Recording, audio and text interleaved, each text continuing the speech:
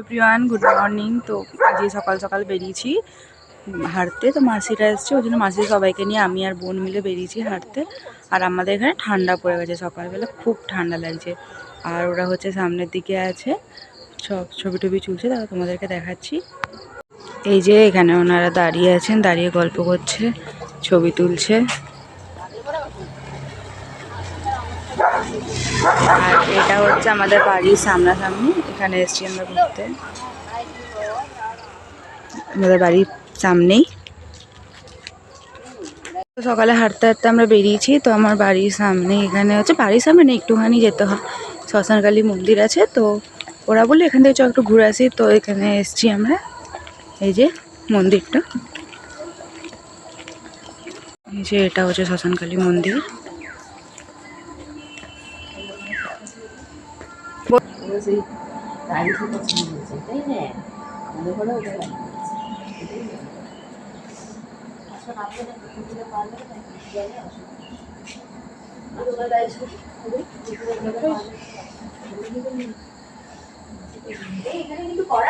দিয়ে এখান থেকে ঘুরে আসার পর মা আমাকে বললো একটুখানি আলুর তরকারিটা করে দিতে। তো আমি সেই জন্য আলুর তরকারি করলাম, করে স্নান টান করে আমরা বেরিয়ে পড়েছিলাম চিল্কিগড় যাবো বলে। তো চিল্কিগড়ে যাওয়ার রাস্তায় যাওয়ার পথে এই যে সুন্দর সুন্দর গাছগুলো, মানে প্রচণ্ড জঙ্গল, বড় বড় গাছ, চট করে এখন আর খুব একটা বেশি গাছ দেখা যায় না। আর এই যে এখানে সবাই বসে আছে। তারপর আমরা চিল্কিগড়ে ঢুকে গেছি, চিল্কিগড় চলে এসেছি।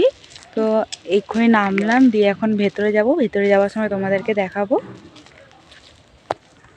এটা হচ্ছে আমার এক বান্ধবী, ওর বাড়ি এখানে, ওকে আমি এখানে ফোন করে ডাকলাম, একটু মুখটা দেখা। চলো ভেতরে। তারপর চিল্কিগড়ের মন্দিরে যাওয়ার পথে দুধারে এরকম সুন্দর সুন্দর গাছগুলো কি ভাল লাগে, মানে সুন্দর করে গাছ লাগানো, আর মাঝখান দিয়ে রাস্তা, খুব সুন্দর লাগে। তো তারপরে হচ্ছে মন্দিরে ঢোকার আগে দেখতে খুবই ভাল লাগছিল। মন্দিরে ঢোকার আগে এই সাইডে একটা, ডান দিকে একটা পার্ক ছিল। তো পার্কটা আগে খুব ভালো ছিল, এখন অতটা ভালো নাই, ভেঙে চলে গেছে আর কি। তো এটা হচ্ছে মন্দির।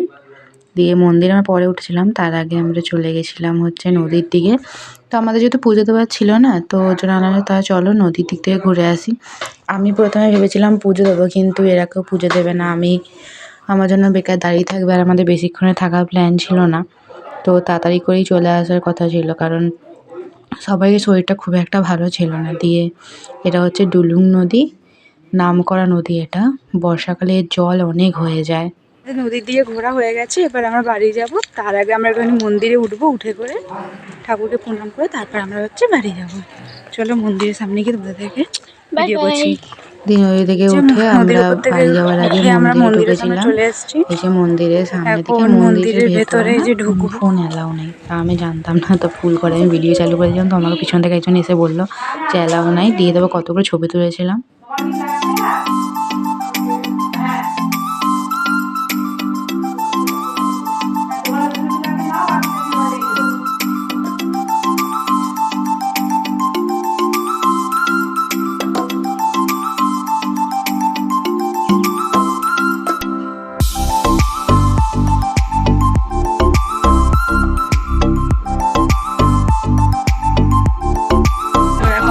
এখন আমরা হচ্ছে বাড়ি যাবো, টোটোয় উঠবো। এই চলে এসেছি, অনেকক্ষণ হয়ে গেল। তো এবার খাওয়া দাওয়া করে নিই, খাওয়া দাওয়া আমাদের হয়ে গেছে। এবার একটু রেস্ট করবো, কারণ খুব টায়ার্ড লাগছে। তারপর চলো সন্ধ্যাবেলায় দেখাবো তোমাদের। বিকালবেলা 4:15-20 মতো বাজে। এখন আমি যাচ্ছি দোকানে কিছু জিনিস আনার জন্য, আর আমার সঙ্গে যাচ্ছে এই যে, হাই বল, টাটা, টাটা বল। চলো দোকানে গিয়ে।